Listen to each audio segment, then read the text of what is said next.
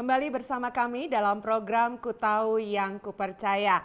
Seperti di awal pembukaan tadi saya sudah sampaikan bahwa episode ini adalah episode istimewa pemirsa.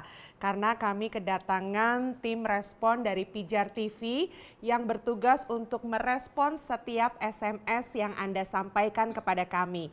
Nah, untuk itu jangan lupa terus sampaikan komentar, saran, pertanyaan-pertanyaan Anda seputar episode yang ditayangkan, di mana hari ini kami membuktikan bahwa ada tim yang selalu siap untuk menjawab pertanyaan Anda. Dan tentunya setiap episode yang disampaikan akan memberkati kita semua. Tanpa menanti lebih lama lagi, kita akan melanjutkan pembahasan kita kali ini masih bersama dengan Bapak Pendeta Esra Soru dalam program acara Ku Tahu Yang Kupercaya.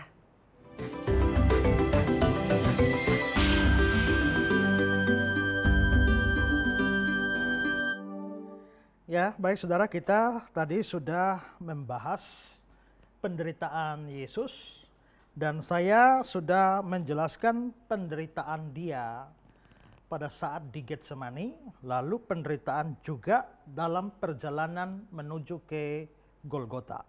Dan sekarang kita akan membahas penderitaannya dalam perjalanan ke Golgota yang sudah saya singgung sedikit tadi, dari pencambukan, setelah itu dia dibawa ke Golgota. Dan saudara-saudara, dalam perjalanan dari tempat dia disidang dan juga dicambuk menuju ke Golgota, ini juga mengakibatkan penderitaan tertentu. Kenapa? Yang pertama, karena seperti saya jelaskan sebelumnya, akibat pencambukan itu dia mengalami gejala hipovolemik, ya. Dan ini membuat penderitaan tersendiri pada saat dia berjalan ke Golgota, sehingga dia seperti sempoyongan, hampir atau nyaris pingsan, tidak sanggup memikul salibnya sendiri.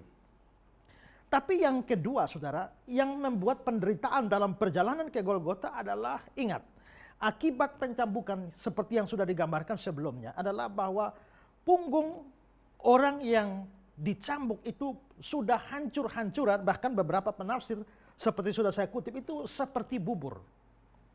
Seperti bubur, organ-organ belakang, isi perut bagian dalam bisa dilihat dari belakang.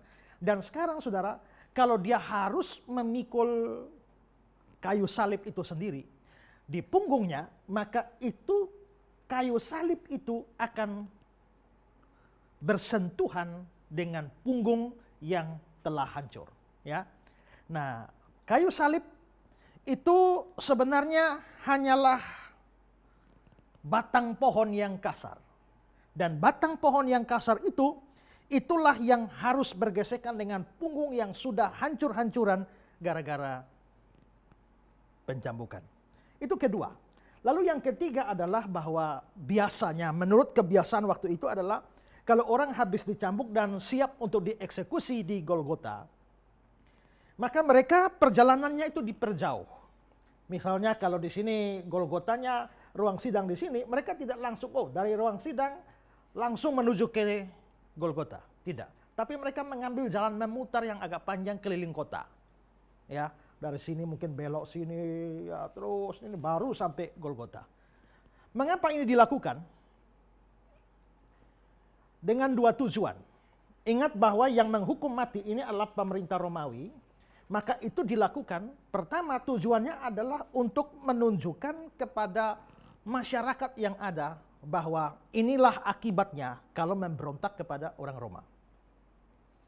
Sehingga dalam perjalanan yang panjang ini, masyarakat tentu menyaksikan, ada orang yang akan naik ke Golgota untuk disalib. Sehingga di sini orang lihat, wah, betapa kuatnya Roma. Betapa kejamnya orang Roma. Dan karenanya jangan macam-macam sama mereka. Jangan memberontak pada mereka, jangan melawan hukum mereka, karena nasib kita bisa sama seperti orang yang sedang dilihat ini. Itu tujuan pertama. Sedangkan tujuan kedua ada tujuan baik. Tujuan baik karena orang disidang, baru dibawa ke tempat eksekusi. Nah, orang disidang di sini itu bisa dengan tuntutan macam-macam. Misalnya karena membunuh, mencuri, atau apa hukum Romawi yang dilanggar. Nah, dengan perjalanan yang panjang ini diharapkan ada orang yang melihat dan mau bersaksi bahwa tidak, bukan dia pelakunya. Atau tidak seperti itu yang dilakukan, sehingga terbuka kemungkinan bahwa si terhukum ini tidak jadi dihukum karena mendapatkan bukti baru atau kesaksian baru dari orang-orang yang menyaksikan dalam perjalanan. Karena itu maka perjalanan dari ruang sidang ke Golgota itu memang dibuat memutar agak panjang. Nah, kalau ini berlaku bagi Yesus, maka dengan punggung yang sudah seperti bubur itu, memikul kayu salib yang begitu kasar, ditambah sedang mengalami goncangan hipovolemik, maka perjalanan ke sini itu begitu berat dan begitu menderita. Itu penderitaan dalam perjalanan ke Golgota. Lalu yang keempat adalah penderitaan saat dia sudah di Golgota dan mau disalib. Di puncak Golgota itu, penderitaan pertamanya adalah ketika dia harus dipaku. Kaki dan tangannya dipaku. Ini jelas penderitaan yang luar biasa. Karena kita tahu bahwa paku-paku Romawi itu bukan seperti paku-paku kita untuk bangunan yang kecil-kecil itu ya. Memang paku khusus yang disediakan untuk eksekusi penyaliban. Ya. Kalau saudara melihat gambar-gambar ini, saudara lihat betapa ukurannya, baik besarnya maupun panjangnya, itu kalau dibayangkan menancap ke dalam daging, itu sakitnya begitu mengerikan saudara. Nah, itu pasti sudah merupakan penderitaan yang hebat ketika kaki Yesus dipaku, tangan Yesus dipaku. Tapi itu belum selesai. Setelah prosesi pemakuan kaki tangan itu selesai, ada satu kebiasaan lain, yaitu ketika orang tersalib itu sudah seperti ini. Sebelum salibnya dimasukkan untuk diberdirikan, itu ada suatu kebiasaan untuk menyiksa yang tersalib. Dengan cara dia kan sudah begini, itu dijatuhkan dan dibanting-banting. Jadi kayak dibanting, tak, yang di sana angkat lagi, tak, jatuh lagi, dilempar ke sana lagi, menghantam, maka begitu di sini menghantam, mukanya menghantam tanah. Tuhan ini sudah lengkapi kita dengan gerakan refleks ya. Kalau tahu jatuh begini, ya, secepat kilat otak itu memerintahkan tangan kita untuk menahan. Tapi bayangkan kalau ini sudah begini, jatuh begini lurus itu, ya, muka menghantam tanah, batu ada di situ.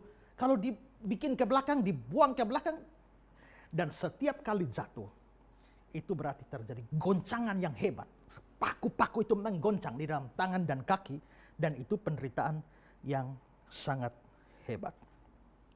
Lalu saudara, berikut lagi adalah, ini yang saya omongin secara tradisi, karena ingat, Yesus bukan orang pertama yang disalib.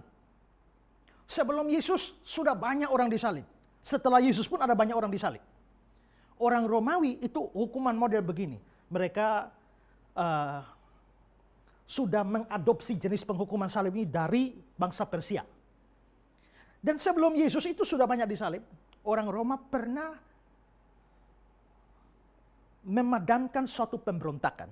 Dan semua anggota yang memberontak itu disalib. Saudara, itu disalib kira-kira 70 km. Tiap 2 meter satu salib. Tiap 2 meter satu salib. Sepanjang kira-kira 70 kilo. Maka sepanjang jalan tuh ada orang disalib berdiri itu. Jadi itu bukan terlalu hal yang istimewa bagi mereka. Hari-hari kerja mereka salib orang. Ya, hari-hari kerja mereka adalah salibkan orang.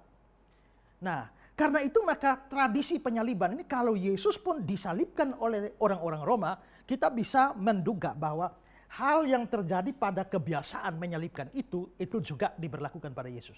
Nah, prajurit-prajurit Roma ini biasanya mereka kalau setelah dipaku, disalib, ya, setelah dibanting-banting, waktu mau masuk lubang ya, batang kayu salib itu mau masuk lubang, itu bukan dimasukkan dengan sopan santun. Pelan-pelan, yuk, satu, dua, tiga, nggak gitu. Saya pernah memakamkan orang, ada orang mati, dimakamkan, sudah dipeti mati. Ini kan mayat itu ya, mau dibanting-banting juga dia nggak rasa. Tapi begitu pun mau masuk lubang kubur tuh orang yang dari sana, ayo 1, 2, 3 turunkan, lurus, pelan-pelan. Dan ya tahu-tahu jatuh, tak, peti matinya kena dasar lubang kubur. Dan itu menjadi masalah besar. Orang hampir baku pukul gara-gara yang bagian sana pegangnya kurang kuat sampai petinya menghantam. Tapi kalau secara logis, biar peti hantam juga kan almarhum gak rasa apa-apa kan. Nah, untuk kuburan, ya, untuk peti mati saja yang gak rasa apa-apa saja, kadang-kadang kita harus hati-hati turun. Tapi saudara, waktu salib Yesus mau diberdirikan, gak begitu caranya. Ya, mereka tiang salib ini rame-rame angkat. 1, 2, 3, blak. Dan saudara bayangkan itu goyang, dak. Waktu goyang seperti itu, paku-paku di tangan tuh goyang semua. Di kaki tangan goyang semua. Dan itu saudara bayangkan sakitnya itu seperti apa. Ya, susah dibayangkan. Seorang penafsir namanya Albert Barnes mengatakan begini. Setelah mereka memakukan paku-paku itu dalam-dalam ke dalam kayu, mereka menaikkan dan menegakkan salib itu dengan penderita yang sangat menderita padanya. Dan untuk menancapkannya dengan lebih teguh dalam tanah, mereka menjatuhkan salib itu dengan keras ke dalam lubang yang telah digali untuk menerima salib itu. Jatuhnya salib dengan mendadak pasti memberikan kepada orang yang disalib suatu kejutan yang keras dan meninggalkan penderitaannya sangat hebat. Orang yang disalib itu lalu menderita tergantung. Biasanya sampai rasa sakit, kehabisan tenaga, kehausan, kelaparan mengakhiri hidupnya. Nah saudara, kalau kita baca saja di Alkitab memang tidak ada gambaran begini. Tapi ini gambaran dari tradisi orang Roma di dalam penyaliban. Ya, itu membuat penderitaan waktu disalib itu begitu menyakitkan. Lalu yang berikut adalah saudara, posisi Yesus disalib itu secara fisik itu posisi yang tidak normal. Kalau kita melihat gambar-gambar disalib ya, Yesus disalib ya lurus saja begini. Tapi itu bukan posisi sesungguhnya. Secara fisik, posisi dia di atas tiang salib itu menjadi posisi tidak normal. Mungkin seperti yang nampak dalam gambar seperti ini ya. Sehingga dia akhirnya dengan 2 tangan dipaku dan kaki itu agak sedikit miring. Ini memudahkan untuk nanti proses bernapas di atas kayu salib. Nah pada saat dia dipakukan dengan posisi miring seperti ini, maka itu posisi yang tidak alamiah. Menyebabkan organ-organ di dalam dirinya, dalam dadanya yang akan berfungsi untuk penarikan napas dan lain sebagainya. Ini juga mengalami posisi yang tidak alamiah sehingga menyebabkan kesulitan bernapas. Dan ini penderitaan yang juga tidak kalah hebatnya. Ya. Selanjutnya saudara, kalau saudara lihat di dalam gambar-gambar Kristen ya, salib itu modelnya bagaimana? Gini ya, bagus ya. Kadang-kadang dikasih bunga, itu, kasih cahaya. Di daerah saya di NTT karena kami mayoritas Kristen, kalau mau dekat Paskah, saudara bisa ketemu salib di pojok kota mana saja. Ya, semua gereja pasti ada berlomba-lomba bikin hiasan salib. Saudara ketemu di gang sana ada salib. Hampir setiap kelurahan. Pokoknya kalau bulan Paskah saudara jalan ketemu salib di mana-mana. Dan salibnya diperhias indah-indah. Dengan lampu, kasih lampu sorot, macam-macam. Taman kayak taman bunga, bagus. Kalau saudara lihat di gambar pun, saudara hanya lihat salibnya seperti ini. Ada begini, rata depannya. Karena kelihatannya, yang begini sudah dipotong, dilubangi, lalu yang horizontal ini, yang vertikal dipotong, lubangi sedikit, baru horizontal masuk, sehingga bagian salib itu rata. Orang Roma kerjanya salib orang, siapa yang bertugas untuk, ini masih kasar, di apa dulu ya, diamplas dulu ya kan, lalu dicat, nah ada begitu. Salib itu hanya 2 potong kayu kasar dari hutan yang diambil. Makanya lagu tua kita, sepotong kayu kasar, sepotong kayu kasar. Nah kalau salib itu adalah kayu kasar, 1 vertikal, 1 horizontal. Saudara pikir, yang mana yang bagian depan? Yang horizontal begini? Atau gini? Nggak rata loh. Gini? Atau gini?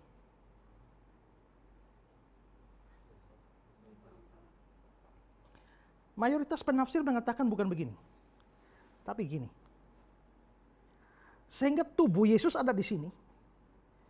Tangannya dipaku di kedua sudut daripada salib horizontal ini, maka itu tidak rata. Sehingga di gambar-gambar yang cuma begini, lurus, tak benar begitu. Kalau tubuhnya atau belakangnya di kayu vertikal, kedua tangannya di kayu horizontal yang agak belakang, maka dia mestinya begini. Ini juga begini. Maka dia membusung seperti ini.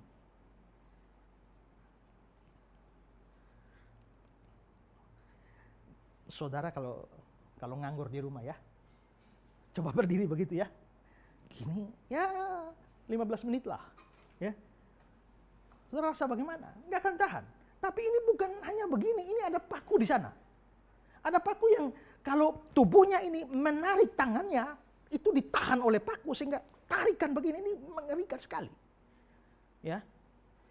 Dan saudara, dalam posisi dia begini berjam-jam, saudara bayangkan apa yang terjadi di sini, sini. Organ dalam semua itu bagaimana? Ya.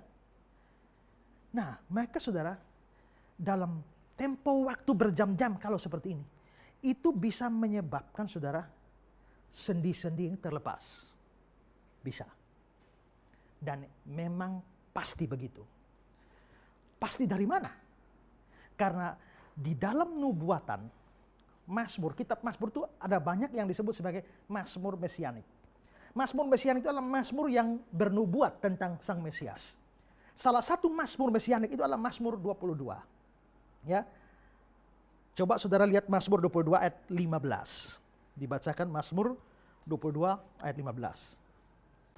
Mazmur 22 ayatnya yang ke-15. Seperti air aku tercurah dan segala tulangku terlepas dari sendinya, hatiku menjadi seperti lilin hancur lulu di dalam dadaku. Segala tulangku terlepas dari sendinya.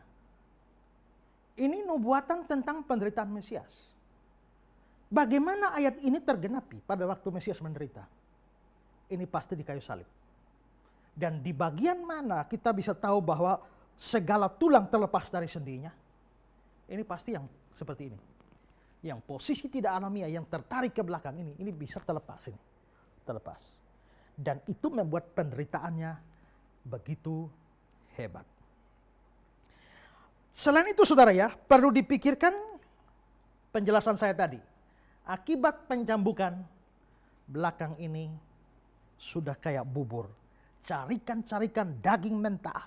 Bahkan isi dalam bisa dilihat dari belakang. Dengan luka-luka yang sangat menyakitkan. Dan sekarang, luka yang menyakitkan itu harus bersinggungan dengan kayu kasar. Ini paling mengerikan dalam proses pengambilan napas. Karena Yesus tergantung. Dengan tangan sudah tertarik, dia kan mesti bernapas. Nah, waktu bernapas itu yang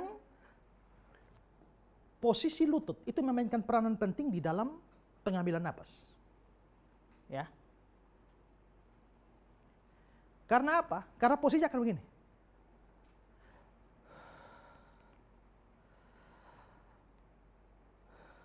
Akan seperti itu. Maka ini tulang kering ini penting. Kalau lama mati gampang. Caranya bikin mati cepat apa? Patahkan tulang keringnya, selesai. Itu yang terjadi pada waktu mereka datang lihat Yesus sudah mati. Pastikan dia mati, tombak, keluar air dan darah. Tapi dua penjahat yang disalibkan bersama dia kan belum mati. Padahal itu hari Sabat, mau masuk hari Sabat harus tidak boleh ada yang tergantung. Matikan dua penjahat ini. Caranya bagaimana? Mereka bawa ya besi hantam di kaki. Begitu hantam di dua kaki patah. Kalau tulang kaki patah mau bernapas bagaimana? Sudah tidak bisa bernapas dalam waktu beberapa detik mati dia. Jadi tulang kaki ini penting untuk pengambilan napas orang tersalib. Nah sekarang, tapi kalau begini, nah ambil napasnya begini. Naik turun. Ini kan berarti punggung juga naik turun. Tapi punggung sudah jadi bubur. Sudah robek. Dan itu berarti gesek-gesek sama kayu kasar. Ya. Kalau Mbak ada luka di tangan, pergi ke depan ambil kayu, lalu coba gosok. Sek. Itu mau gila rasanya, gitu. Tapi itu hanya luka kecil dengan kayu kecil. Tapi bagaimana luka seluruh belakang habis? Dan ini bukan pilihan. Kalau tidak ambil napas, mati. Tapi kalau setiap kali ambil, ini gosok terus. Gosok terus. Dan saudara, Yesus disalibkan jam 12 siang. Mati jam berapa? Jam 3. Berarti dia tergantung 3 jam di atas kayu salib. 1 menit bernapas berapa kali? Ya? Saya tidak tahu hitungan medis bagaimana. Saya hanya pernah coba-coba hitung saja. Memang hitung pun tidak normal, ya kan? Karena ya kalau begini-begini ya berapa kali. Tapi kalau kena kejar anjing, ya kan cepat lagi, toh kan? Ya. Nah kalau saya coba-coba hitung, entah hitungan saya ini benar atau tidak. Tapi kira-kira dalam 1 menit, saya bisa menarik napas itu 18 kali. Nah, kalau seandainya kita pakai ukuran begitu, 1 menit tarik napas 18 kali, 1 jam itu menarik napasnya 1080 kali. Dan 3 jam berarti menarik 3240 kali. Itu berarti dia mesti turun naik, turun naik, turun naik 3240 kali. Berarti punggung yang sudah hancur harus dengan kayu kasar 3240 kali. Dan saudara bayangkan, membayangkannya saja rasa mau gila, apalagi mengalaminya. Wah, itu penderitaan yang mengerikan sekali di atas kayu salib. Kalau hal seperti ini tidak dijelaskan, kita membaca catatan kitab suci, kita tidak bisa mendapatkan gambaran seperti ini. Tapi kalau ini dipadu dengan kebudayaan atau tradisi kebiasaan di sana, dengan penjelasan-penjelasan medis tentang hal ini, maka kita mendapati bahwa penderitaan Kristus secara jasmani itu luar biasa hebatnya. Penafsir Albert Barnes itu merinci penderitaan Kristus di atas kayu salib begini, ya. Hal-hal berikut ini menyebabkan penyaliban, suatu kematian dengan rasa sakit yang khusus. Pertama, posisi lengan dan tubuh tidak alamiah. Lengan direntangkan ke belakang dan hampir tidak bisa bergerak. Ini yang saya sebut tadi. Gerakan yang paling kecil memberikan rasa sakit yang hebat pada tangan dan kaki. Dan pada punggung yang sudah dicabik-cabik dengan cambuk. Ini pertama. Kedua, paku-paku yang dimasukkan melalui bagian-bagian tangan dan kaki yang penuh dengan syaraf dan otot memberikan penderitaan yang hebat. Ini kita nih tangan kaki ini penuh saraf nih, ya. Dan harus ditancapkan paku, itu mengerikan sekali. Ketiga, terbukanya begitu banyak luka terhadap udara menyebabkan peradangan yang hebat yang sangat meningkatkan kepedihan atau ketajaman penderitaan. Luka-lukanya sudah mulai dari pencambukan. Dan dia harus tergantung di atas kayu salib. Dengan luka-luka yang menganga seperti itu. Keempat, yang sangat meningkatkan, peredaran bebas dari darah dihalangi. Lebih banyak darah dibawa keluar oleh arteri daripada yang bisa dikembalikan oleh pembuluh darah balik. Akibatnya ialah terjadi peningkatan yang besar dalam pembuluh darah balik di kepala dan menghasilkan tekanan dan rasa sakit yang hebat. Hal yang sama terjadi dengan bagian-bagian tubuh yang lain. Tekanan yang hebat dalam pembuluh darah adalah sumber penderitaan yang tidak terlukiskan. Yang kelima, rasa sakit itu naik secara bertahap. Tidak ada pengendoran, tidak ada istirahat. Terus, makin lama makin sakit. Tidak bisa sakitnya menurun, sakitnya naik terus. Saya baca, saudara ya, di beberapa sumber, ini bukan soal, kita tidak mengatakan Yesus alami itu, tidak. Tapi dari kebiasaan penyaliban, Yesus ini tergolong mati cepat. Ya. Disalibkan jam 12, mati jam 3. Kebiasaan di sana disalib, orang bisa disalib paling lama mati 1 minggu, baru mati. Ya, paling cepat itu berapa hari? Itulah sebabnya ketika dilaporkan bahwa Yesus sudah mati, kaget mereka. Pilatus heran, kok cepat mati? Mestinya tidak seperti itu, agak lama, bisa berhari-hari, maksimal 1 minggu. Dan saudara, saya baca beberapa literatur, khusus yang mati lama beberapa hari itu, siang kepanasan, di bawah terik matahari dengan penderitaan, luka-luka seperti itu, dihantam oleh sinar matahari. Malamnya kena angin sedingin itu. celakanya sore-sore biasa datang burung pemakan bangkai.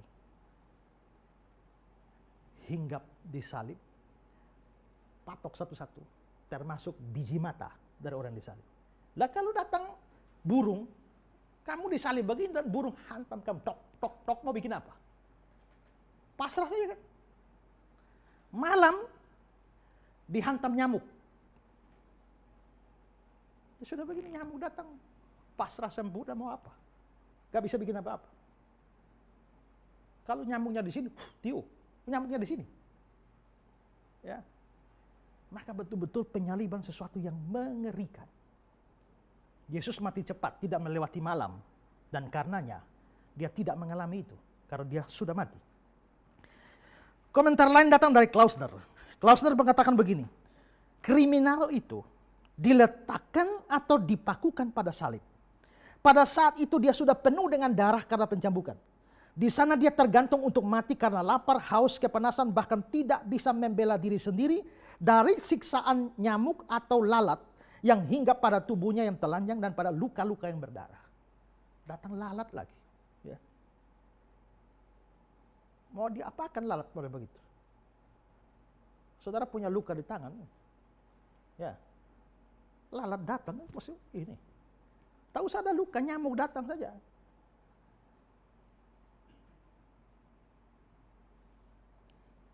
Saya pernah di satu pelayanan. Tempat yang agak susah. Datang nyamuk. Pas nyamuk lagi gigit saya, mau hantam nyamuknya. Kasihan, namanya juga dia butuh makan. Ya toh, ya sudah, ayo nyamuk nikmati aja lah. Dia makan sampai perutnya buncit. Pergi dia, ya sudah, ini namanya sekali-sekali kita beri kebinatangan lah, ya toh. Berapa saat kemudian datang temannya. Kok enak. Aduh, mati. Nyamuk saja dalam keadaan tidak luka pun kita tidak tahan. Tapi dalam keadaan terluka seperti itu dan tidak bisa bikin apa-apa, itu mengerikan. Barclay mengatakan, itu bukan suatu gambaran yang bagus, tapi itulah yang diderita oleh Yesus Kristus dengan sukarela bagi kita. Itu bukan gambaran yang bagus, tapi itulah yang diderita oleh Yesus. Karena itu, kalau saudara tidak punya Yesus sebagai juru selamatmu, betapa ngeri apa yang harus saudara alami nanti.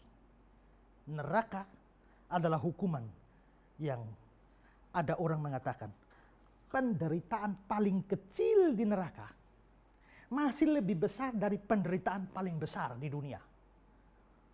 Penderitaan paling hebat di dunia masih lebih kecil dari penderitaan paling sedikit, paling kecil di neraka. Dan saudara-saudara, kalau saudara tidak punya Yesus sebagai juru selamat, silakanlah saudara. Karena itu saudara, Yesus mengalami semua ini. Ya, menderita sampai pada akhirnya dia mati di atas kayu salib. Semua hanya untuk memikul dosa saya dan dosa saudara. Saudara, apa yang saya omong seperti ini mungkin memicu saudara berpikir, kasihan ya. Kita mungkin mengasihani Yesus. Dan itu sama seperti perempuan-perempuan Yerusalem yang melihat Yesus menderita lalu mereka menangis. Tapi Yesus lihat mereka menangis, Yesus bilang apa? Jangan tangisi aku, tangisilah dirimu sendiri, tangisilah anak-anakmu. Artinya dalam hal ini Yesus tidak butuh belas kasihan kita. Yang dia butuhkan adalah kepercayaan kita. Yang dia butuhkan adalah iman kita. Yang dia butuhkan adalah kita menyerahkan hidup kita pada dia sebagai sang juru selamat. Dia tidak butuh belas kasihan. Karena itu kalau saya jelaskan semua ini dan saudara hanya bilang, kasihan ya, tanpa saudara terima dia, rasa kasihanmu tetap akan bawa saudara ke neraka. Hanya imanmu yang membawa kamu ke surga. Tapi belas kasihan pada Yesus tanpa iman, itu sesuatu belas kasihan yang sia-sia. Dan hati-hati, setan bisa pakai belas kasihan seperti itu, di mana saudara hanya stop pada belas kasihan dan tidak bergerak lebih jauh dari itu.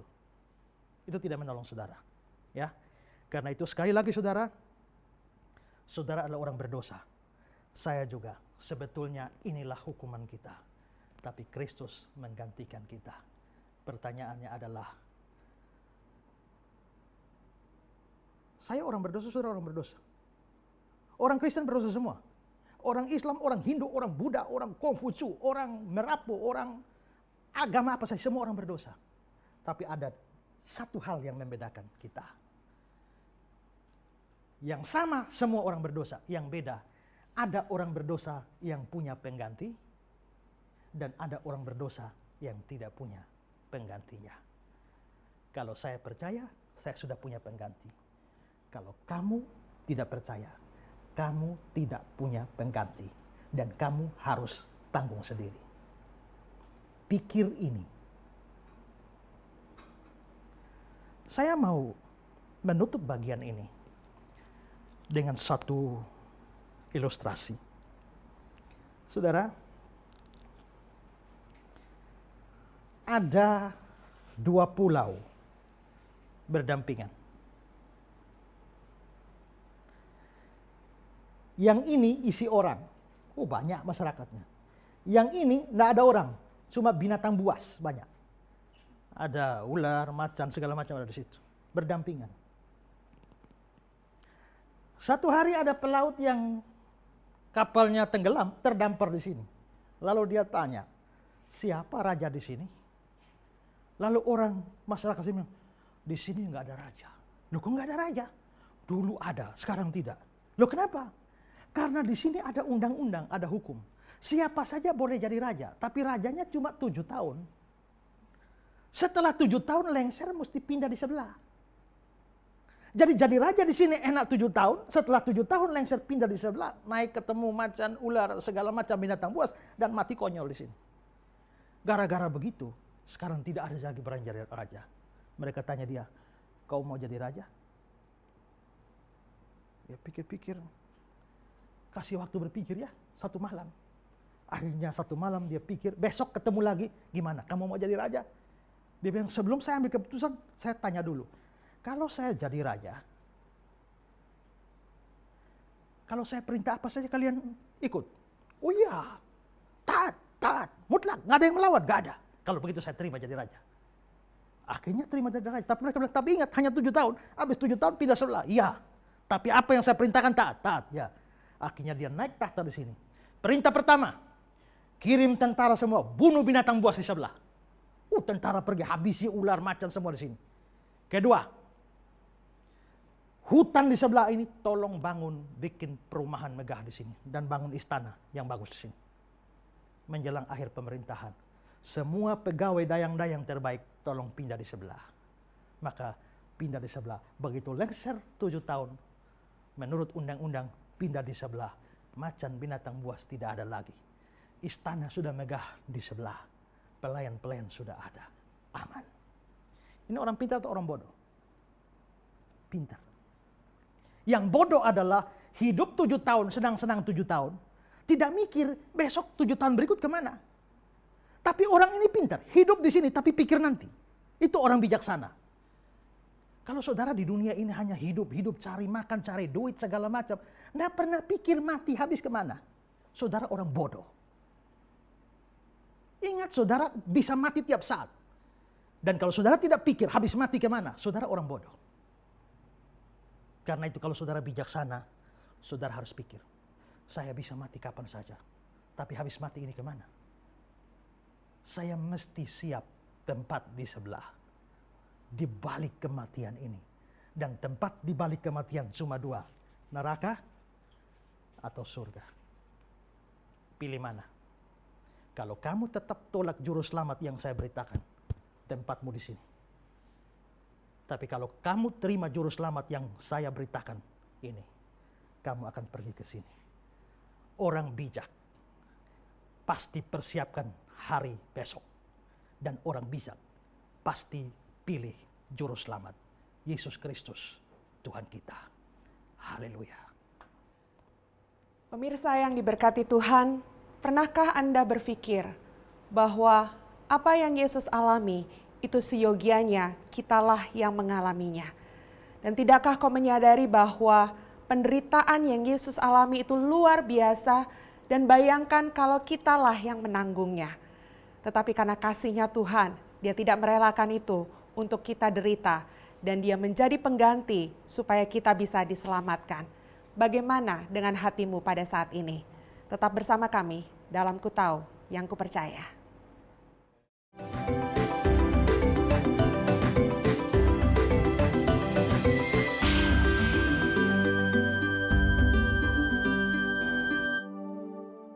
Kami hadir kembali di ruangan Anda pemirsa, tetap dalam program acara Ku Tahu Yang Kupercaya.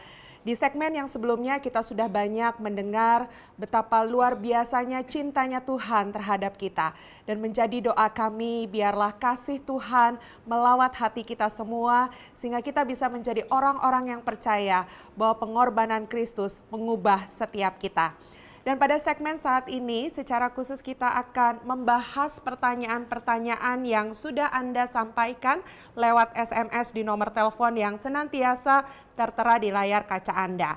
Kalau tadi saya sudah katakan bahwa hari ini kami bersama dengan tim respon dari Pijar TV, di mana biasanya mereka bekerja di balik layar, pemirsa.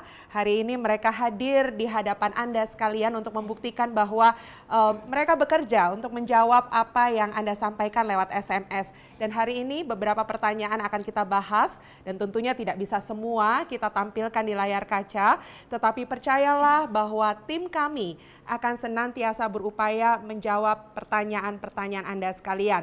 Untuk itu terus sampaikan pertanyaan, komentar, dan saran di nomor telepon yang diberikan di layar kaca. Dan tentunya masih seputar apa yang kita bahas hari ini dan rekan-rekan kami dari tim Respon Pijar TV akan membahasnya. Ikuti terus dalam program ini, Ku Tahu Yang Kupercaya. Baik, kita sudah membahas masalah penderitaan Kristus dan apakah ada pertanyaan-pertanyaan yang pernah diberikan oleh para pemirsa terkait dengan masalah penderitaan Kristus? Tentu ada banyak pertanyaan yang sudah masuk, tapi saya mau hari ini berkesempatan menjawab pertanyaan yang khusus bicara soal penderitaan Kristus saja, yang saudara-saudara terima dari para pemirsa. Ada mungkin? Ya, Pak Ezra, ada pertanyaan yang pernah masuk dari kita dari pemirsa Pijar TV yang menanyakan, dia pernah membaca suatu tulisan yang mengatakan bahwa biasanya orang yang disalibkan itu hanya tangan saja dan kakinya hanya diikat, Pak. Dan beliau menanyakan, mungkinkah Yesus juga tidak dipaku kakinya? Ya, memang ada juga tradisi ya bahwa dalam kasus-kasus tertentu ada orang yang disalib hanya tangan saja yang dipaku. Tapi kaki tidak, kaki hanya diikat dengan tali saja, ya. Memang ada tradisi seperti itu, tapi juga ada banyak penggalian arkeologi yang menemukan tulang-tulang dari orang yang disalib itu kakinya dipaku, tangannya dipaku juga. Nah, adanya tradisi semacam ini membuat William Barclay itu mengatakan bahwa Yesus itu juga hanya tangannya yang dipaku, kakinya tidak, hanya diikat dengan tali. Dan yang dijadikan sebagai dasar itu adalah Yohanes 20 ayat 25 dan 27. Maka kata murid-murid yang lain itu kepadanya, kami telah melihat Tuhan. Tapi Thomas berkata kepada mereka, sebelum aku melihat bekas paku pada tangannya. Thomas tidak bilang bekas paku pada tangan dan kakinya, tapi hanya menyebut tangan. Lalu ayat yang ke-27, kemudian dia berkata kepada Thomas, setelah Yesus muncul, Thomas ada, dia berkata pada Thomas, taruhlah jarimu di sini dan lihatlah tanganku. Yesus tidak bilang, lihatlah tanganku dan kakiku, tapi hanya menyebut tangan saja. Nah, gara-gara ini, maka Barclay mengatakan, Yesus itu sesuai dengan beberapa kebiasaan, hanya tangan saja dipaku, sedangkan kaki tidak. Tapi saya kira ini adalah penjelasan atau kesimpulan yang salah. Karena salah satu prinsip penafsiran kitab suci adalah kita dalam mengambil suatu kesimpulan, kita harus melihat seluruh bagian kitab suci yang berkaitan. Tidak boleh hanya pegang satu ayat di Matius, lupa yang di Lukas. Pegang yang Lukas, lupa ada di 1 Petrus. Pegang di Mazmur, lupa ada di Keluaran. Nah, prinsip tafsir yang baik itu memeriksa seluruh data kitab suci. Nah, kalau Yohanes 20 ayat 25, 27 hanya menyebut tangan, itu tidak berarti bahwa Yesus hanya tangan dipaku, kaki tidak. Kalau kita melihat dalam Injil Lukas misalnya ya, Lukas 24 ayat 39 dan ayat 40. Coba dibaca. Lukas 24 ayat 39 sampai 40. Lihatlah tanganku dan kakiku, aku sendirilah ini. Rabalah aku dan lihatlah, karena hantu tidak ada daging dan tulangnya, seperti yang kamu lihat ada padaku. Sambil berkata demikian, dia memperlihatkan tangan dan kakinya kepada mereka. Kalau kakinya hanya diikat, ngapain dia bilang lihatlah tanganku dan kakiku? Maksudnya lihat tanganku saja. Nah, kalau di Yohanes pasal 20 dia hanya omong tangan saja, karena yang Thomas tanya bilang, sebelum aku melihat bekas paku di tangannya, makanya Yesus begitu muncul dia bilang, Thomas lihatlah tanganku. Seandainya Thomas bilang sebelum aku lihat bekas paku di tangannya dan kakinya, pasti Yesus akan bilang, Thomas, lihatlah tanganku dan kakiku. Tapi karena Thomas hanya ngomong tangan, ya Yesus juga jawab tangan.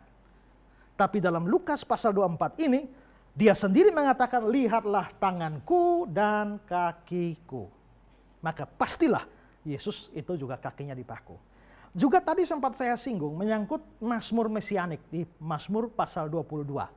Di mana sendi-sendinya terlepas. Tapi juga Mazmur 22 ini juga adalah nubuat tentang Yesus, penderitaan Yesus, Mesias. Coba lihat Mazmur 22 ayat 17. Mazmur 22 ayat 17, sebab anjing-anjing menggurumuni aku, gerombolan penjahat mengepung aku, mereka menusuk tangan dan kakiku. Nah, ini nubuat. Oleh Mazmur, oleh Daud. Ini 1000 tahun. Daud itu hidup 1000 tahun sebelum Yesus. Jadi bayangkan 1000 tahun sebelum Yesus lahir pun, apa yang terjadi dengan dia di atas kayu salib itu sudah dinubuatkan. Ini salah satu keunikan Yesus yang tidak ada pada siapapun di dunia ini. Tidak ada tokoh manapun di dunia ini yang seluruh hidupnya secara detail dinubuatkan. Tidak ada. Ada agama lain yang tidak puas nabinya tidak punya nubuat dalam kitab suci mereka. Terpaksa memperkosa kitab suci kita untuk menganggap atau memasukkan nabi mereka dalam kitab suci Kristen. Padahal tafsirannya salah. Ya. Hanya Yesus satu-satunya orang yang seperti itu. Nah, kalau di dalam Mazmur 22 ini, sebab anjing-anjing mengerumuni aku, gerombolan penjahat mengepung aku. Anjing apa itu ya? Mazmur itu kan puisi. Jadi jangan diartikan harfiah.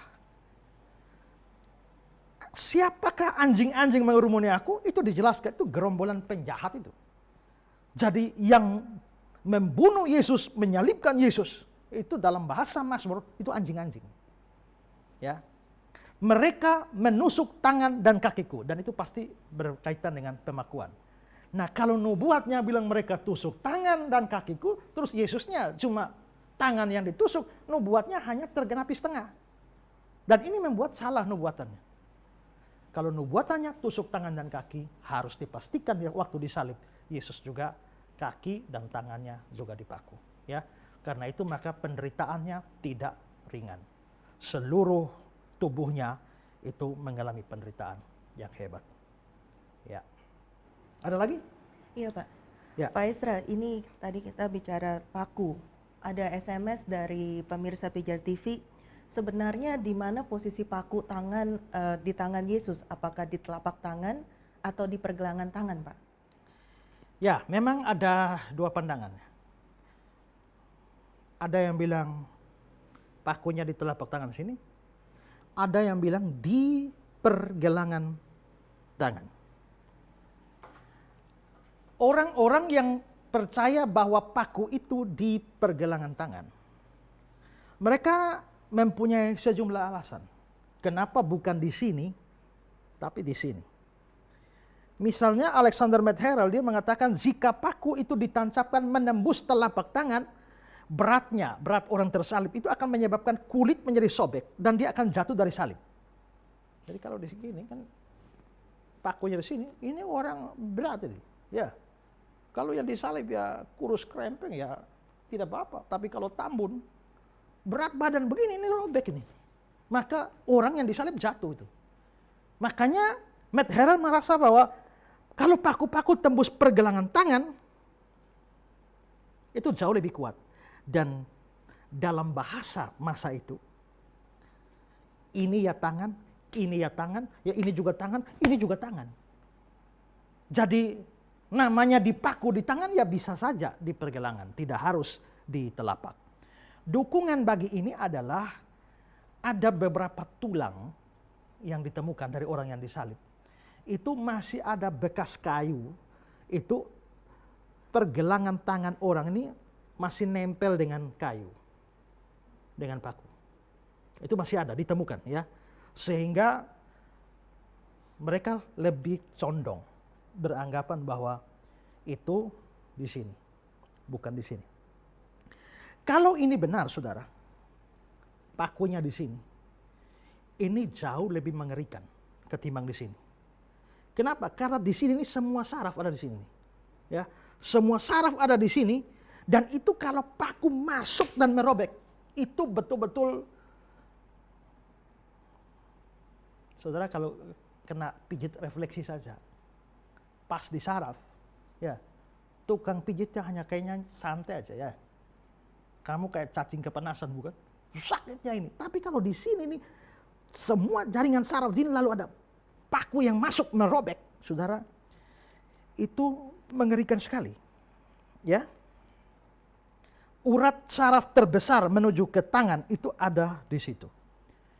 Tadi saya singgung bahwa Alexander Matt Harrell beri keterangan ini karena diwawancarai oleh seorang namanya Lee Strobel.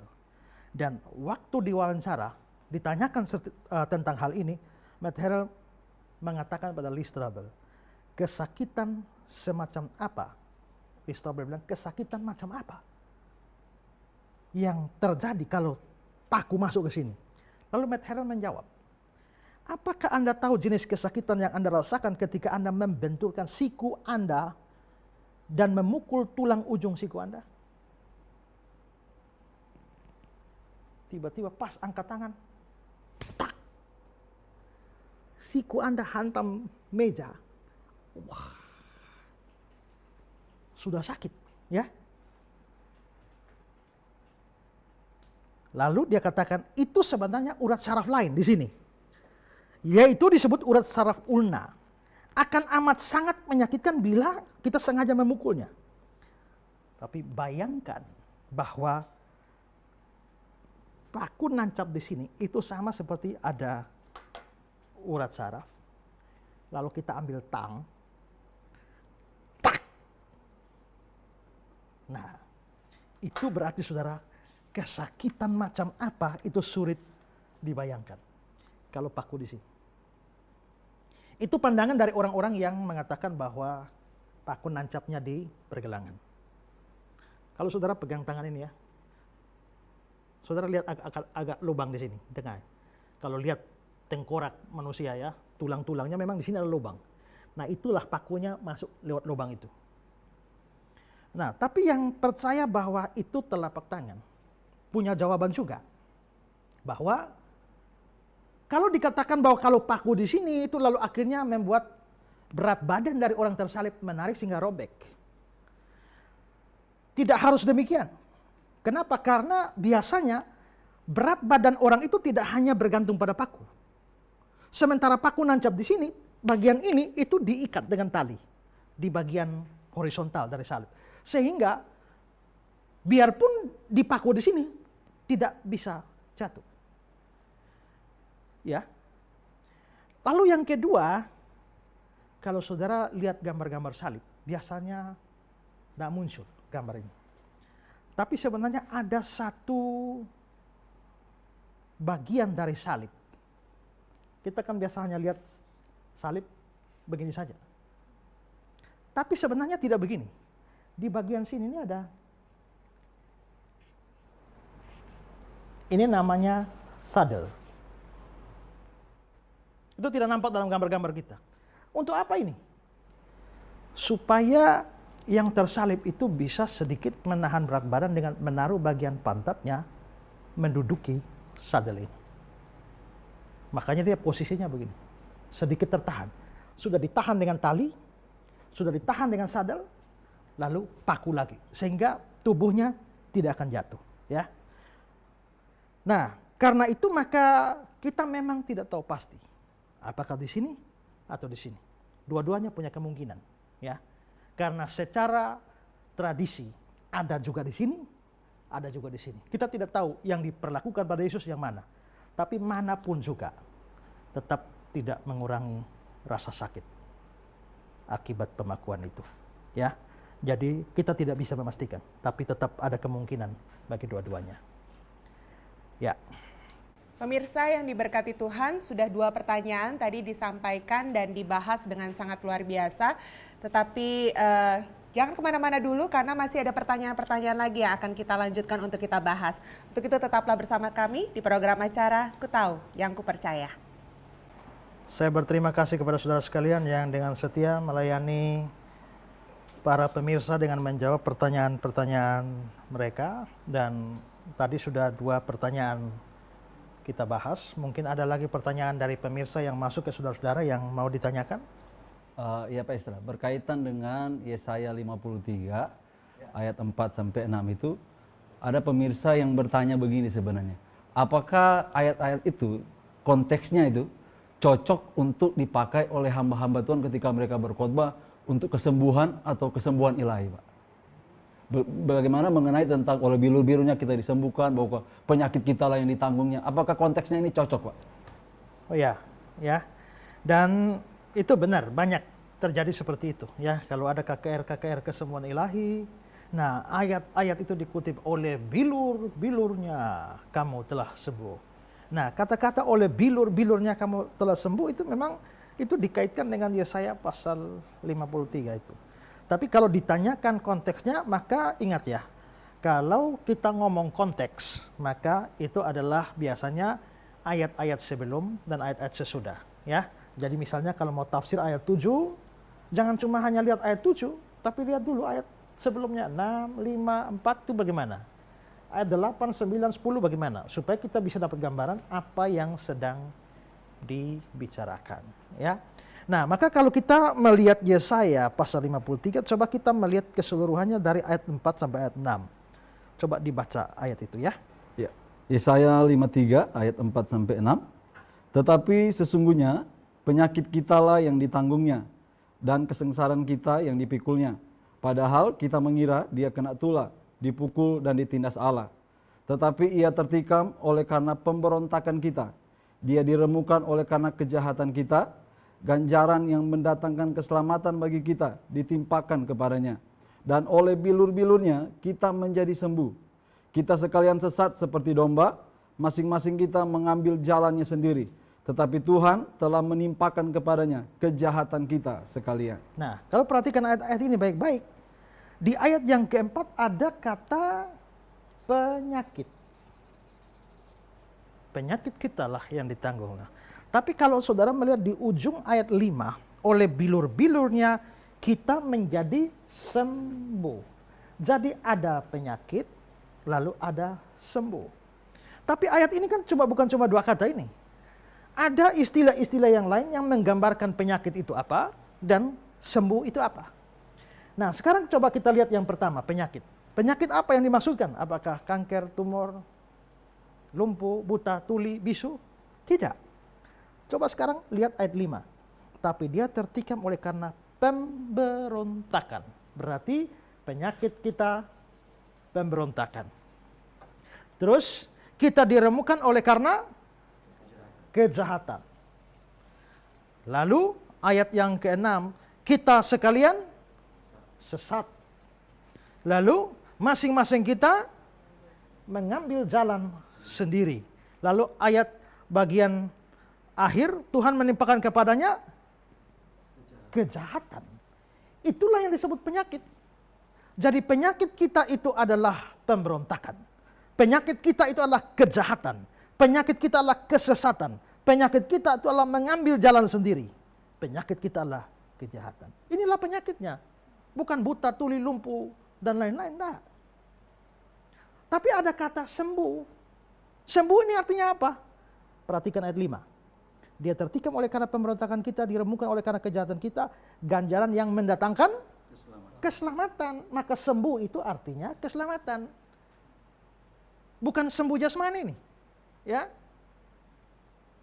Ku hilang buta bercela, olehnya ku sembuh. Ya. John Newton bikin lagu. Ku hilang buta bercela. Itu bukan buta jasmani. Olehnya ku sembuh. Sembuh ini bukan sembuh fisik, ya, tapi sembuh secara rohani, ya, di mana dia bilang amazing grace. ajaib benar anugerah. Maka di sini kita bisa lihat bahwa Yesaya 53 ayat 4 sampai 6 bicara penyakit rohani dan kesembuhan rohani. Penyakit rohani adalah dosa dan kejahatan, pemberontakan. Sembuh secara rohani itu adalah selamat. Ya. Nah, karena itu pada waktu Petrus mengutip kata-kata oleh bilur-bilurnya kamu sembuh. Petrus sendiri tidak mengaitkan dengan sakit jasmani, tapi sakit rohani. Coba lihat 1 Petrus 2, 24, 25. 1 Petrus pasal 2 ayat 24-25, coba baca. 1 Petrus 2 ayat 24 sampai 25. Ia sendiri telah memikul dosa kita di dalam tubuhnya di kayu salib, supaya kita yang telah mati terhadap dosa hidup untuk kebenaran. Oleh bilur-bilurnya kamu telah sembuh. Sebab dahulu kamu sesat seperti domba, tetapi sekarang kamu telah kembali kepada gembala dan pemelihara jiwamu. Perhatikan ya. Ada kata-kata oleh bilur-bilurnya kamu sembuh, sebab dahulu kamu sesat seperti domba. Ini pasti kutip dari Yesaya 53. Tapi di ayat 24 dia bilang, ia sendiri, Yesus sendiri, memikul dosa kita dalam tubuhnya di kayu salib. Maka Petrus menerapkan kutipan Yesaya 53 dengan karya Kristus di salib. Bukan dengan sakit penyakit jasmani kita. Jadi adalah salah kalau pendeta-pendeta khotbah KKR ya, lalu mau doa kesembuhan ngutip Yesaya 53. Itu tidak cocok dengan konteksnya. Ya, tidak cocok. Setiap ayat punya konteks. Maka kita tidak boleh terapkan sembarang ayat ini. Saya pernah ikut acara pemberkatan nikah. Lalu pendeta berkati 2 orang lalu angkat tangan, dan ketahuilah aku menyertai kamu senantiasa sampai akhir zaman. Loh, ayat itu kan Matius 28. Konteksnya, pergilah, jadikanlah semua bangsa muridku, baptislah mereka dalam nama Bapa, Anak dan Roh Kudus, ketahuilah aku menyertai kamu sampai kesudahan zaman. Berarti ayat ketahuilah aku menyertai kamu sampai kesudahan zaman itu janji untuk orang yang beritakan Injil, bukan janji untuk orang nikah. Gitu? Memang untuk orang nikah Tuhan memang berjanji menyertai, tapi itu ada ayat lain. Ya, jangan pakai ayat ini. Harus lihat konteksnya. Ada lagi yang kutip Matius 6 ayat 33. Carilah dahulu kerajaan Allah dan kebenarannya, maka semuanya ditambahkan padamu. Lalu muncul, saudara-saudara, ini firman bilang semuanya. Kalau kita cari kerajaan Allah, Tuhan kasih semua. Kasih rumah, kasih mobil, kasih kapal, kasih pesawat. Loh, semuanya ini kan mesti lihat konteks. Mulai dari ayat 25 Matius 6. Janganlah kamu khawatir akan makan, minum, pakai. Ya. Jangan khawatir akan makan, minum, pakai. Perhatikanlah bunga bakung, burung di udara, bunga bakung dan seterusnya. Karena itu janganlah khawatir akan apa yang kamu makan, minum, pakai. Semua itu dicari bangsa-bangsa yang tidak mengenal Allah. Semua yang mana? Makan, minum, pakai. Tapi kamu cari dahulu kerajaan Allah, maka semuanya ditambahkan padamu. Semua itu apa? Makan, minum, pakai. Nggak ada mobil di sini. Nggak ada pesawat pribadi di sini, nggak ada kapal pesiar di sini. Ya kan? Maka nafsir ayat itu harus lihat konteks.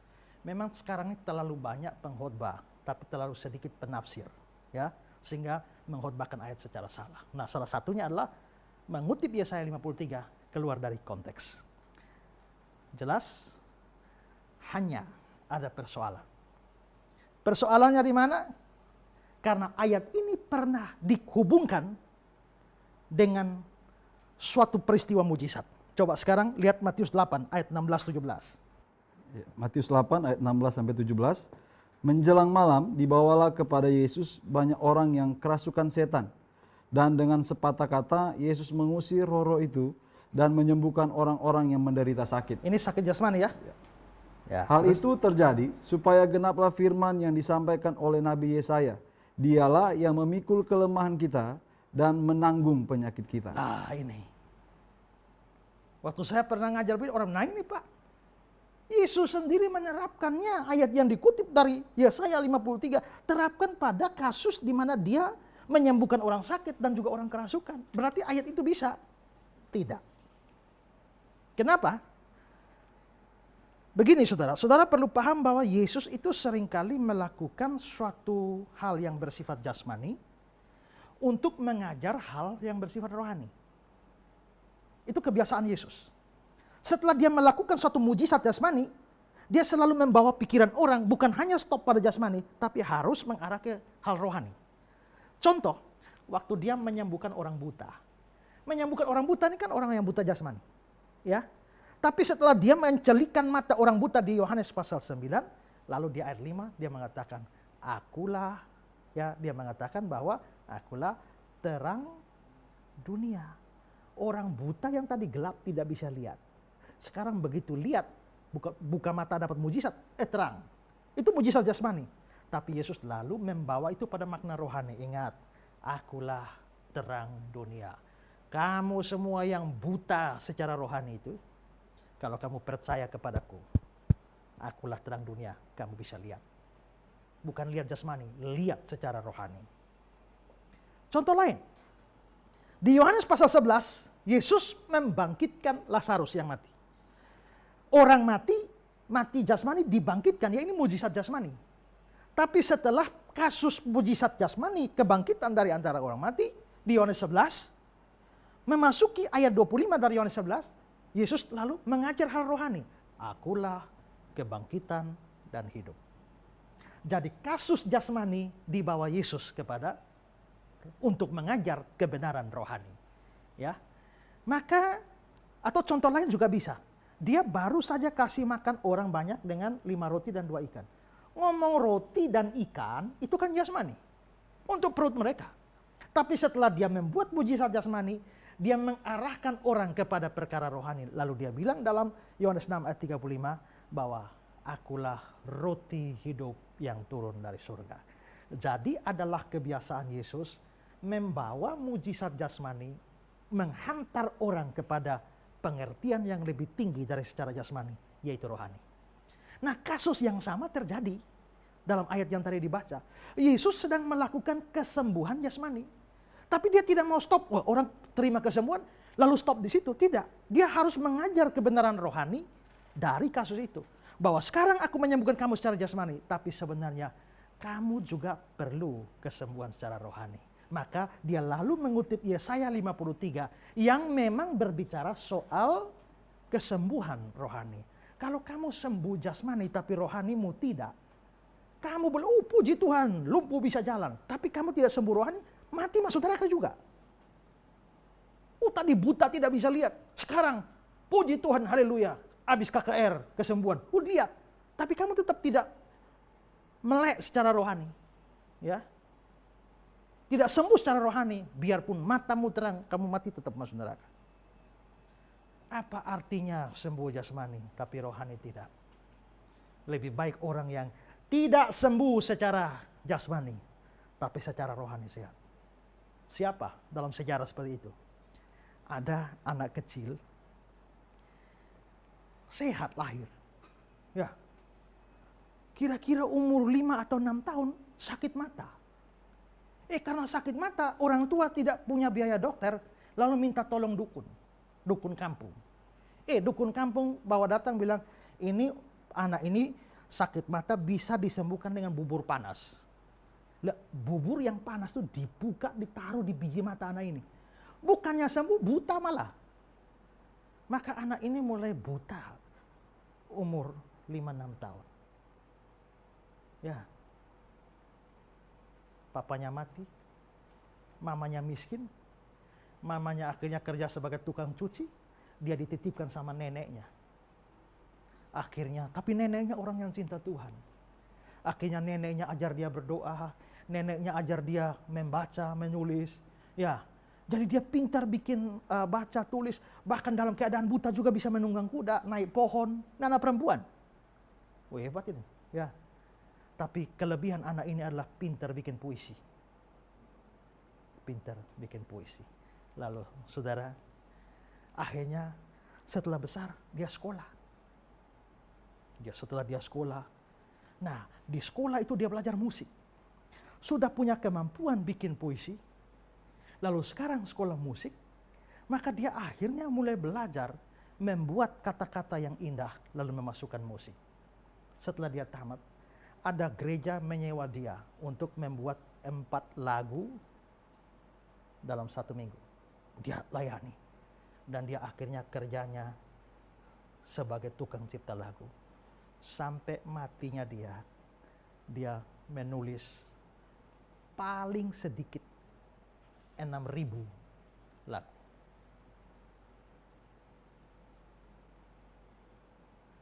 Saudara tahu lagu yang pernah dia cipta? Ku berbahagia, yakin teguh, Yesus abadi kepunyaanku. Wah, aku bernyanyi bahagia. Dia cipta. Ini buta ini. Satu kali mau jalan dia, buta begini bagaimana ini kalau di sana siapa yang tuntun ini? Tapi dia sadar, biarpun buta, kalau Tuhan bersama-sama dengan saya, ngapain saya takut? Lalu muncullah lagu, sepanjang jalan Tuhan pimpin, itu cukup bagiku, rahmatnya selalu serta yang melindungkan aku. Wah, dia percaya pada Kristus pada usia muda. Lalu dia menghargai salib Kristus. Dia bikin lagu, salibnya, salibnya yang kumuliakan. Wah, hebat. Lagu-lagunya banyak kita nyanyikan. Dan dia adalah Fanny Crosby. Saudara, ini orang hebat luar biasa. Kenapa? Cipta lagu itu bukan tulis. Dia punya juru tulis. Tapi dia cipta lagu hanya di otaknya saja. Setelah jadi beberapa lagu, 10 lagu, baru dia pergi ke juru tulis. Tolong catat. Ini pasang note dan segala macam. Dan pernah satu kali dia mencipta 40 lagu tanpa teks. 40 lagu hanya dicipta di otak.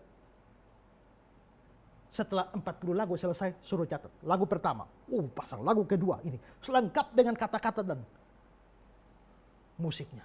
Wah, dia menjadi begitu terkenal. Lalu, satu hari seorang pendeta berkunjung pada dia dan mengatakan begini, sayang sekali karuniamu hebat. Karuniamu hebat, sayang sekali kamu buta. Lalu dia bilang, tidak. Saya tidak buta secara kebetulan. Karena kalau saya punya mata seterang kamu, belum tentu saya mempunyai kemampuan melayani Tuhan seperti ini. Justru karena aku butalah, Tuhan beri kemampuan ini. Orang pernah tawar dia, bagaimana operasi untuk bisa bikin lihat? Dia bilang, enggak. Kenapa? Saya Tuhan tentukan untuk buta. Biarlah saya buta sampai mati. Dan saya ingin ketika untuk pertama kalinya mataku terbuka, yang kulihat adalah wajah Kristus Juru Selamatku. Wah, luar biasa. Dia orang yang buta, tidak pernah mengalami kesembuhan secara jasmani, tapi secara rohani dia melek. Apa artinya sembuh secara jasmani, tapi tidak sembuh secara rohani? Saudara semua akan masuk neraka. Yang penting adalah sembuh secara rohani. Dan itu hanya bisa terjadi oleh karena anugerah Allah. Amazing grace. Ku hilang buta tercela, namun aku sembuh. Jadi itulah ciri Yesus mengajar. Menghantar orang dari jasmani ke rohani. Maka pada waktu terjadi kesembuhan jasmani, dia menghantar orang pada kesembuhan rohani dengan mengutip Yesaya 53 yang bicara rohani. Jadi itu tidak berarti Yesaya 53 boleh diterapkan pada kasus kesembuhan ilahi. Tidak boleh. Kecuali mau mengajar perkara rohani dari kasus kesembuhan jasmani. Itu jawabannya. Masih ada? Iya, masih ada, Pak. Ya. Ada pertanyaan yang masuk dari PJR TV, dari pemirsa ke PJR TV yang menanyakan tentang penebusan dosa. Ya. Gitu. Pertanyaannya sebenarnya Yesus itu menebus dosa kita atau menebus kita yang berdosa? Ya, soalnya tadi saya mendengar kadang Pak Esra bilang menebus kita, kadang-kadang bilang menebus dosa kita. Yang mana yang benar? Ya, kadang-kadang menebus dosa, kadang-kadang menebus kita. Sebenarnya Yesus menebus dosa kita atau Yesus menebus kita dari dosa. Ya, memang kalau kita baca di Alkitab, mayoritas ayat membicarakan dia menebus kita, bukan menebus dosa, menebus kita. Coba baca 1 Korintus 1 ayat 30. 1 Korintus 1 ayat 30, tetapi oleh dia kamu berada dalam Kristus Yesus, yang oleh Allah telah menjadi hikmat bagi kita. Ia membenarkan dan menguduskan dan menebus kita. Dan menebus kita. Jadi yang ditebus adalah kita, orangnya. Dan masih banyak ayat seperti itu, misalnya Galatia 3:13, Kristus telah menebus kita dari kutuk hukum Taurat. Galatia 4 ayat 5, dia diutus untuk menebus mereka. Jadi yang ditebus ini orangnya, bukan dosanya, menurut teks-teks ini. Tapi apakah kalau kita berkata Yesus menebus dosa saya menjadi salah? Tidak juga. Karena ada ayat perjanjian baru yang secara eksplisit mengatakan demikian juga. Coba Ibrani pasal 9 ayat 15. Ibrani 9 ayat 15. Karena itu ia adalah pengantara dari suatu perjanjian yang baru, supaya mereka yang telah terpanggil dapat menerima bagian kekal yang dijanjikan. Sebab ia telah mati untuk menebus pelanggaran-pelanggaran yang telah dilakukan selama perjanjian yang pertama. Ia telah mati untuk menebus pelanggaran. Pelanggaran itu kan dosa. Jadi dia menebus pelanggaran. Bukan bilang menebus orang yang melanggar, tapi menebus pelanggaran. Ya. Saudara, konsep penebusan dalam PB, perjanjian baru, itu sebenarnya berakar dari penebusan dalam perjanjian lama. Di mana dalam perjanjian lama sudah diberikan tipenya. Tipe itu bayang-bayang. Sama seperti domba, korban di dalam perjanjian lama itu bayang-bayang. Itu mau menggambarkan realita yang akan datang, yaitu Yesus yang disebut anak domba Allah.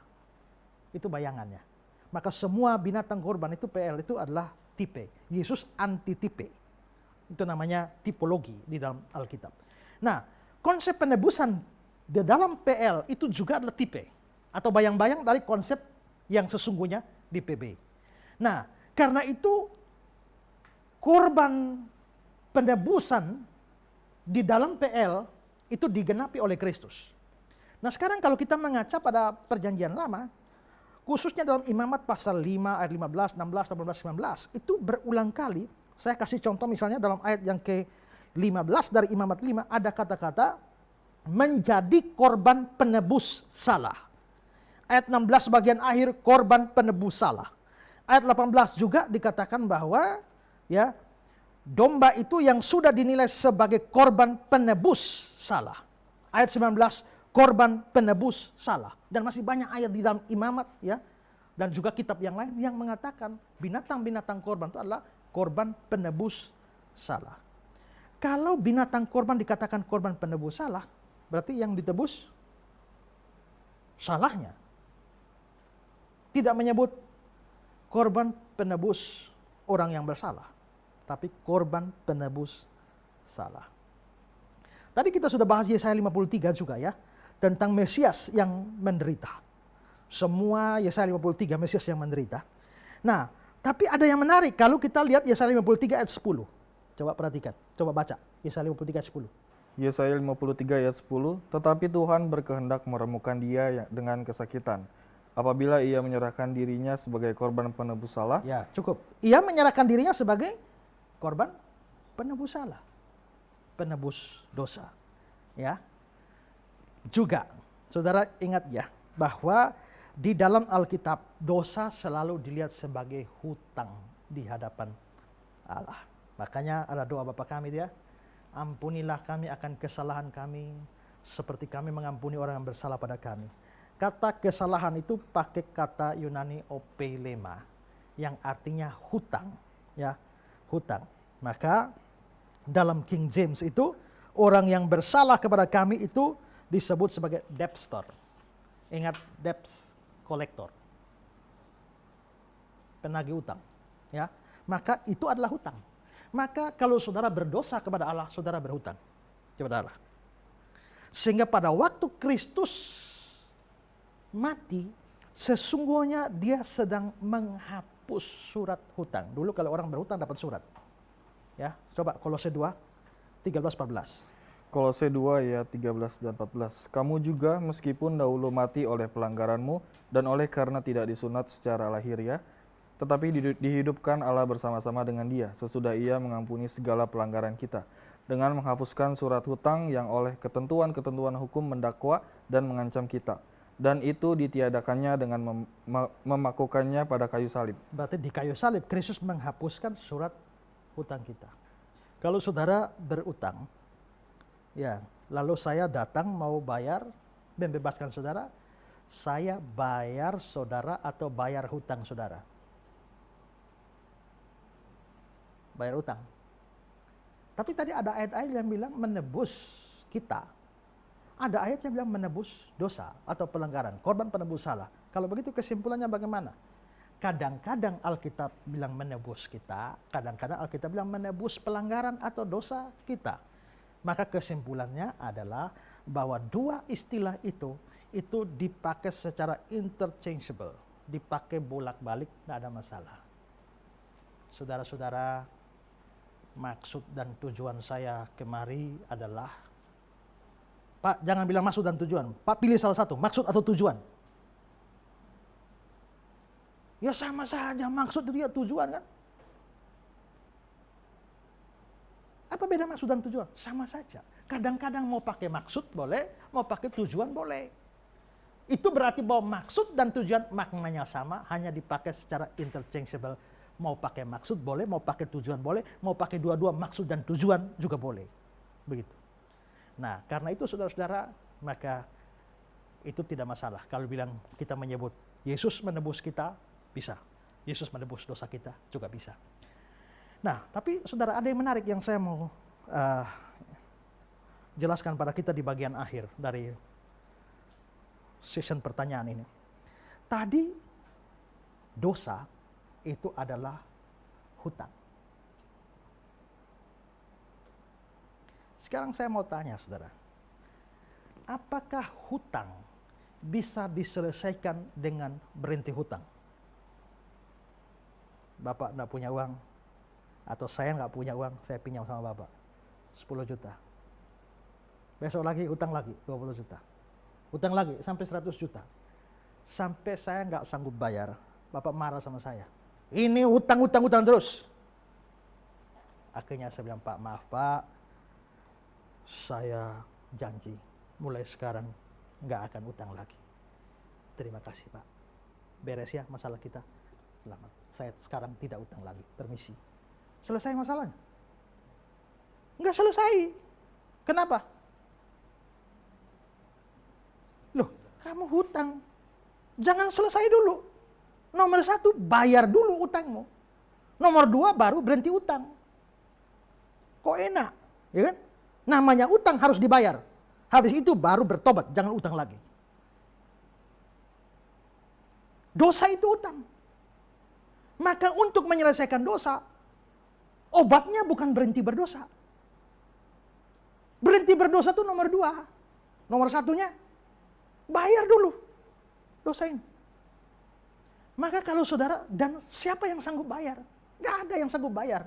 Makanya kita membutuhkan juru selamat Yesus Kristus untuk melakukan pembayaran dosa kita. Karena dia sudah bayar di atas kayu salib, itulah sebabnya ayat yang dibaca tadi, dia menghapus surat hutang kita. Dia melunasinya. Maka kalau saudara tuh orang berdosa dan kepengen selamat dengan berhenti berdosa, saudara tetap masuk neraka. Kalau saudara pencuri, mulai sekarang berhenti mencuri, tidak mencuri lagi, mati tetap masuk neraka. Saudara seorang yang suka menipu, mulai sekarang bertobat, tidak mau menipu lagi, jujur saja, mati tetap masuk neraka. Kenapa? Yang kemarin-kemarin tipu-tipumu bagaimana? Tidak selesai. Saudara penjahat dan mulai sekarang berhenti bertobat dari kejahatan dan hidup baik, mati tetap masuk neraka. Karena apa? Karena kamu hidup dari tahun 1980. Lalu setelah itu jahat. Tapi berhenti jahat mulai tahun 2000. Dari tahun 2000 sampai 2018 kamu hidup baik. Kamu hidup baik. Tapi yang kejahatanmu dari 1980 sampai 2000 bagaimana? Ini bayar dulu.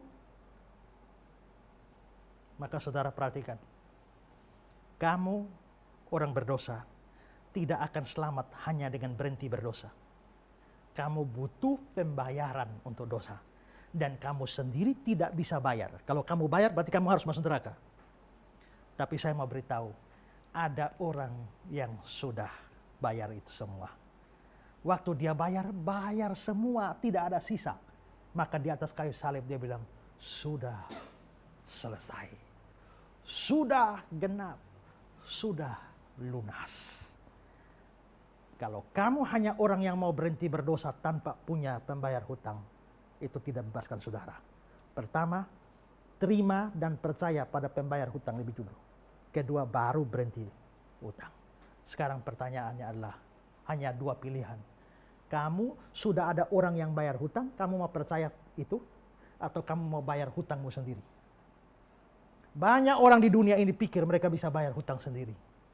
Tapi orang Kristen sejati sadar, sampai kapanpun dia tidak bisa bayar hutangnya.